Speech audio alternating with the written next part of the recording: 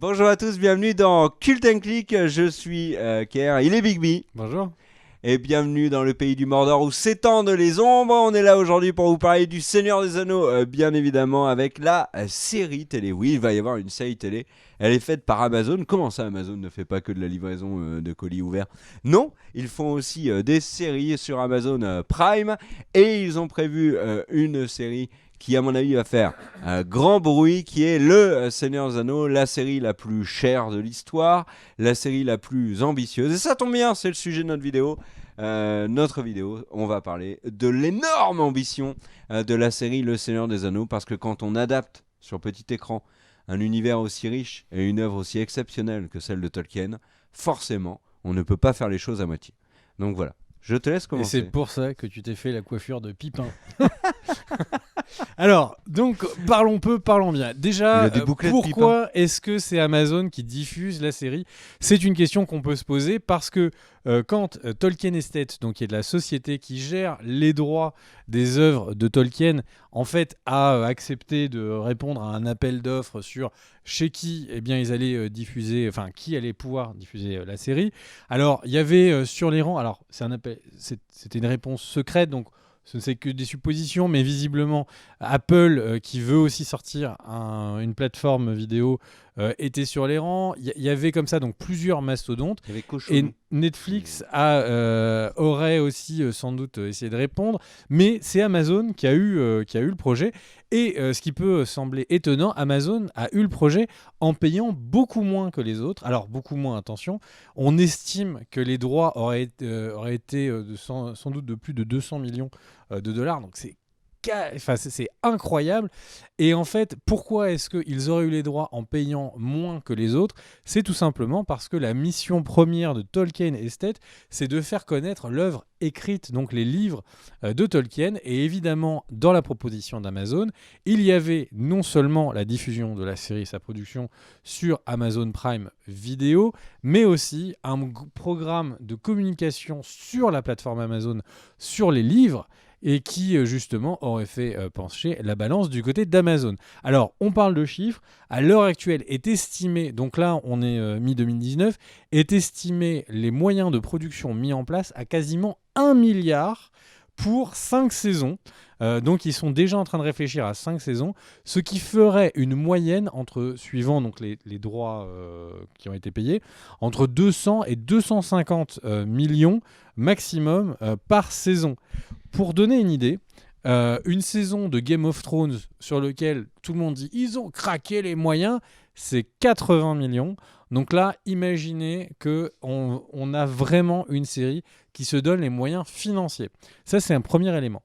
Le deuxième élément, c'est on dit ok, ces moyens, ils doivent servir à des choses. Ils doivent servir évidemment à avoir donc du pognon pour pouvoir bouffer, prendre le café, mais évidemment à rassembler une table de talents incroyable pour faire une série qui ne fera pas honte aux films qu'on a tous aimés. Et alors là, il y a plus de questions qui se posent. Déjà, les deux showrunners, donc les deux scénaristes qui vont avoir en charge d'avoir la direction et la cohérence d'écriture, eh bien c'est J.D. Payne et Patrick McKay. Et alors, qui sont ces deux personnages? Eh bien, bonne chance pour trouver des choses sur Internet. Ils sont crédités sur des films qui sont jamais sortis, Star Trek, et ils sont également, ils auraient participé à la coécriture de Star Trek Sans Limite. Donc, on n'a pas forcément, dans la personne de J.D. Payne et Patrick McKay, des tueurs à gages de l'écriture. Donc, on est plutôt même sur du jeune talent, pour être gentil. Mais à ça, évidemment, Amazon a mis des personnes pour nous rassurer. Déjà, ils ont fait l'annonce de l'arrivée de Jennifer Hutchinson, qui donc était une des co-scénaristes de Breaking Bad. Ouais, et c'est pas celle qui a eu de nombreux prix pour la fin de la série, Alors, il me semble. elle était reconnue comme une des personnes importantes dans la writing room de Breaking Bad, et une autre personne qui est extrêmement importante, c'est Brian Cockman. Et Brian Cockman qui donc est connu pour avoir écrit, ou en tout cas coécrit, une grande, enfin pas une grande partie, mais beaucoup d'épisodes de Game of Thrones. Il a écrit, sur les 3 premières saisons, je crois qu'il a écrit quasiment lui tout seul, près d'une dizaine d'épisodes. George R.R. Martin l'appelait la 3e tête des dragons, en plus de Weiss et Benioff, donc comme étant vraiment une des personnes les plus importantes dans l'écriture de GOT. Et là, voilà, on se dit, ok, c'est quelqu'un qui est présent. En plus, c'est quelqu'un qui vraiment est très proche des mondes de la fantasy. Donc, c'est un nom qui a été ajouté. Par contre, aucun showrunner de renom, aucun auteur qui a vraiment déjà fait des preuves, tu vois, en menant tout seul la barque. On a des bons 3e hommes, on peut dire, ou 6e hommes si on parle de basket. Donc, des équipes d'écriture qui ont à faire leurs preuves. Peut-être pas pour les deux grands noms, mais c'était pas les leaders. Ensuite, il y a quelques jours a été annoncé tout simplement l'arrivée d'un réalisateur. Alors, on parle de J.A. Bayona. Alors, il a fait quoi ? Il a notamment fait Jurassic World Fallen Kingdom. Et pas que. Et alors, pas que. Il a surtout fait L'Orphelinat, qui a été très apprécié. Il a fait un de mes films préférés de ces dernières années, qui est Quelques minutes après minuit, et qui a été salué pour l'immense qualité de sa mise en scène. Ouais. Et le monsieur est arrivé avec des demandes, notamment qu'il ne soit pas que réalisateur des premiers épisodes, mais qu'il soit aussi coproducteur. Et à ça, il a rajouté Belen Atienza, qui donc est le coproducteur partenaire des œuvres de Bayona. Là encore une fois, alors quelqu'un qui a su faire quelques bons films, mais quelqu'un qui a su faire aussi Fallen Kingdom, que je n'ai pas trouvé incroyable. Mais on retrouvait, alors pour être sincère, on retrouvait la patte de Bayona dans Fallen Kingdom, notamment dans la scène de l'Indoraptor, tu sais, dans le manoir. Ça, c'est typiquement du Bayona, quoi. Ça, c'est pas du Jurassic Park, très clairement, mais c'est du Bayona. Ouais. Et Bayona qui aurait eu la place, tout simplement parce qu'il serait un énorme fan du Seigneur des Anneaux. Donc, mais on connaît davantage de sa sœur, Bayonetta. Et donc, en fait, on a... Celle-là, on la coupera pas au montage. Ah non. Quand c'est bon. Il faut le garder. Et donc, en tout cas, on a très concrètement une équipe, pour l'instant, des noms qui ont été annoncés, qui, je trouve, ne vont pas avec l'ampleur du budget et des moyens que met Amazon. Alors après, il faut se souvenir d'une anecdote qui est très amazonienne, ou en tout cas très bezosienne. En fait, donc Jeff Bezos, le patron de Amazon, qui est connu pour mettre son argent là où sont ses mots, en fait avait dit non mais ce qui manque à Amazon Prime Video, c'est Game of Thrones. Il nous faudra un truc aussi gros que Le Seigneur des Anneaux. Bon, bah 1 an après, ils ont acheté les droits. Donc c'est quelqu'un qui visiblement, personnellement, et il serait, alors c'est un hypothétique, mais il serait lui-même un énorme fan du Seigneur des Anneaux, et donc aurait aussi, et ça aurait été un argument pour Tolkien Estate de dire bon, on va pas donner la série à quelqu'un qui connaît rien à l'œuvre, et donc on peut espérer qu'il va se passer des choses. Mais c'est vrai que là, c'est inattendu pour le moins de se dire qu'on a un casting à l'heure actuelle, un casting technique à l'heure actuelle aussi pauvre, ou en tout cas ça manque de grands noms, quoi. Alors vous allez me dire Sam Raimi, pas du tout Sam Raimi, vous allez me dire Peter Jackson. On en a fait une vidéo sur les Spider-Man justement. Et donc Peter Jackson, quand il arrive sur le Seigneur des Anneaux, c'est pas le Peter Jackson qu'on connaît maintenant, où on dit oh là là, il a fait oui, mais c'était loin d'être des films qui étaient des films majeurs au box-office. Et donc Peter Jackson, c'était aussi une prise de risque. C'était un réalisateur qui avait son style, qui avait prouvé qu'il était capable de maîtriser l'écriture cinématographique sur des manières différentes. Mais concrètement, là tout de suite, on n'imagine personne faire aussi bien que Peter Jackson, Le Seigneur des Anneaux. Mais à l'époque, déjà, le nom avait un petit peu dérangé. Donc là, il faut vraiment que Bayona arrive et nous surprenne, parce que moi Fallen Kingdom je l'ai vraiment pas trouvé bon. Ouais, mais encore une fois c'était une commande, quoi.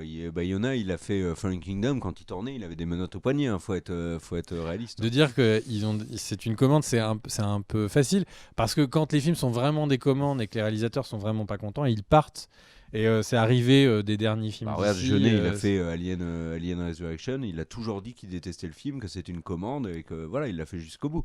Parce qu'au bout, il y a un chèque. Ouais, mais est-ce que donc ça veut dire que si le Seigneur des Anneaux, la série est pas bonne, c'était une commande? Bah, on verra. On Non, verra. mais je pense qu'ils vont Ça a une mettre, certaine limite, ils vont mettre des comme personnes argumentation. absolument passionnées dessus. Et donc, pour réagir, puisqu'on on parle production, tu avais d'ailleurs quelque chose à Ouais. nous dire sur la production même de où est-ce que la série allait se Voilà. faire. Alors pour vous montrer à quel point la série Le Seigneur des Anneaux est absolument démesurée par rapport à tout ce qui se fait, c'est que même son tournage a posé problème, et le lieu de tournage, et a même fait intervenir des chefs d'État. Alors petite anecdote, donc vous le savez peut-être, Le Seigneur des Anneaux a été tourné en Nouvelle-Zélande, ça a eu un impact énorme sur le tourisme en Nouvelle-Zélande, on associe aujourd'hui énormément la Nouvelle-Zélande au Seigneur des Anneaux. Je pense que si vous baladez dans le monde et que vous dites la Nouvelle-Zélande, ça vous fait penser à quoi tout de suite? Vous allez avoir énormément de personnes qui vont vous répondre. Bah, il y a les All Blacks. Bon, alors maintenant, il y a aussi Christchurch, malheureusement, mais il y a aussi beaucoup de gens qui vont vous dire bah, le Seigneur des Anneaux. Voilà. Et énorme surprise, Amazon annonce il y a quelques mois que finalement le Seigneur des Anneaux ne sera pas tourné en Nouvelle-Zélande, mais en Écosse, et plus précisément dans un petit bled qui est en fait le port d'Édimbourg. Donc là, voilà, en Nouvelle-Zélande, les gens sont déçus, etc., etc. Et en fait, en coulisses, il y a eu des négociations qui ont duré pendant des mois entre Amazon et l'État néo-zélandais, avec une rencontre entre le Premier ministre néo-zélandais, alors je crois que c'est une femme, donc la Première ministre néo-zélandaise, et Amazon. Qui est très sympathique d'ailleurs. Ouais, et pour... Ah bon, Non, t'as fait un resto avec j'ai juste regardé des interviews. Et, Elle est très sympathique. Et j'en doute pas. Et donc on a ces deux parties qui se rencontrent, qui discutent, etc., etc. Et début juillet, grosse surprise, on apprend que finalement l'Écosse s'est annulée. Le Seigneur des Anneaux sera bel et bien tourné en Nouvelle-Zélande, donc les discussions ont porté leurs fruits et la Nouvelle-Zélande est ravie. Mais il y a aussi un autre problème, c'est la situation actuelle de l'Écosse. Alors il y a Amazon, alors ça c'est du off, hein. On a appelé Jeff Bezos pour qu'il nous explique. C'est du œuf, donc n'en parlez pas trop. Voilà, n'en parlez pas trop. Mais en gros, Amazon aurait eu peur de deux choses. Un, les conséquences économiques liées au Brexit, puisque bien évidemment l'Écosse est concernée. Mais aussi, comme avec le Brexit, il y a une mouvance de plus en plus importante en Écosse de volonté d'indépendance. Et ben Amazon a eu peur que pour un tournage qui se déroule sur plusieurs années, il se retrouve embêté dans une situation géopolitique un petit peu compliquée. Donc ils ont décidé de bouger. Et la Nouvelle-Zélande s'est félicitée de l'arrivée du tournage du Seigneur des Anneaux, la série, en disant mais c'est absolument fantastique pour le pays, pour le tourisme, pour notre croissance, mais aussi pour nos emplois, puisque la série prévoit d'embaucher plusieurs milliers, voire dizaines de milliers de personnes pour travailler sur le projet. C'est absolument colossal. On n'a jamais eu d'équivalent au niveau série télé. Alors, il faut rappeler que en fait, la Nouvelle-Zélande a déjà vu l'impact que pouvait avoir le Seigneur des Anneaux, parce que déjà, il y a Hobbitville, qui est Hobbit Town, je crois, qui existe, qu'on peut aller visiter, qui est une espèce de parc d'attraction. Et il y a en plus tout simplement les studios de cinéma Veta, donc sur lesquels est co-actionnaire Peter Jackson, et en fait qui ont déjà créé énormément d'emplois, et qui derrière en fait se sont installés et ont été pérennisés parce que c'est eux qui s'occupent encore maintenant de beaucoup de trucages de films qu'on peut voir. Alors par exemple, ils étaient très présents, quasiment en intégralité, sur Avatar et sur les suites de Avatar. Donc vraiment, le Seigneur des Anneaux a créé des choses qui sont encore en place là-bas, et c'est vrai que d'imaginer que ce soit les studios qui soient là en train de combattre ILM, personne l'aurait imaginé que c'était en Nouvelle-Zélande avant le Seigneur des Anneaux. Là c'est le cas, donc vraiment un pays qui est pas très grand, et donc ce genre de choses a énormément d'impact sur leur économie. Et puis maintenant, concentrons-nous sur l'histoire, parce que c'est ce qui restera le plus important. Très peu de choses dessus. Alors on sait très peu de choses. Il y a eu un jeu sur Twitter, donc le Twitter officiel, qui a fait apparaître une carte, et petit à petit, la carte donc, qui était censée nous montrer un petit peu les terres du milieu, d'abord en faisant apparaître des terres qui avaient des noms, qui sont des noms du troisième âge, du Seigneur, enfin des terres du milieu, donc quelque chose qui aurait été proche de ce qu'on connaît sur le Seigneur des Anneaux. Et puis donc il y a eu beaucoup de personnes qui pensaient que ça allait être la genèse de Aragorn, le moment où il était seulement rôdeur, ou quand il était Les grands pas. où il était peut-être même tout simplement recueilli à fond de comble, etc. Et puis au final, petit à petit, les noms apparaissaient sur la carte qui se mettait à jour, et ça a l'air de partir, et enfin c'est plus que ça a l'air, on a l'air de partir sur le deuxième âge, donc des terres du milieu, parce que certains des noms de lieux eh bien, en fait, ont changé entre le premier âge et le deuxième âge. Donc, on part sur le deuxième âge. Et là, le Twitter, encore une fois, a diffusé eh bien, tout simplement cette fameuse rhétorique. 3 anneaux pour les rois elfes sous le ciel, etc. Donc on peut quand même imaginer que la série du Seigneur des Anneaux sera sans doute liée à la genèse des anneaux. C'est une supposition qui a l'air assez réaliste. Exactement, les anneaux de pouvoir, mais aussi la création du Gondor et l'apparition de Sauron. Et ça peut être hyper intéressant. Et alors pour rappel, quand donc Sauron, alors pour rappel, c'est pas dans le Seigneur des Anneaux, mais c'est dans le Silmarillion, qui est donc le recueil des textes qui n'ont pas été finis par Tolkien. Et en fait, donc Sauron vient d'une autre race qui est ailleurs. Il décide d'arriver sur Terre donc il va sur Terre, et en fait il va essayer donc comme ça de corrompre les personnes en utilisant son pouvoir, notamment le peuple des hommes de Numénor. Et il y a pas mal de suppositions qu'on va s'intéresser beaucoup à ça également, à la chute de Numénor. Et il faut savoir que c'est en fait l'espèce donc de Sauron qui se rend compte qu'il est en train de pervertir les terres du milieu, qui envoie donc d'autres personnes de leur espèce, qui seront donc notamment Gandalf et les autres magiciens. Et donc, est-ce qu'on va voir l'avancée de Sauron, l'arrivée des anneaux et tout sur 5 saisons, et c'est tout? Ou est-ce qu'on peut imaginer que la série terminera sur la note de justement Gandalf qui arrive, qui prend forme humaine dans les terres du milieu? Ça pourrait être intéressant, mais ce qui sous-entendrait que la série se terminera mal, parce qu'il faut terminer sur le fait que justement il y a des rois hommes qui deviennent des esclaves mentaux de Sauron, le fait que ces troupes deviennent fortes. Peut-être même qu'on fera le lien comme ça avec la grande bataille qui est au tout début du Seigneur des Anneaux, où justement, ça termine sur le fait qu'on lui coupe les doigts et qu'il perd l'anneau de pouvoir. On verra. En tout cas, ça promet d'être un moment où on est censé avoir, c'est un peu l'âge des elfes, entre autres le deuxième âge, et donc de voir des grandes hostes d'elfes, donc de grandes armées qui sont là pour justement aller contrer les forces du mal, ou les forces qui sont présentes. Donc ça risque d'être assez intéressant. Je pense que graphiquement, ça peut vraiment envoyer du lourd.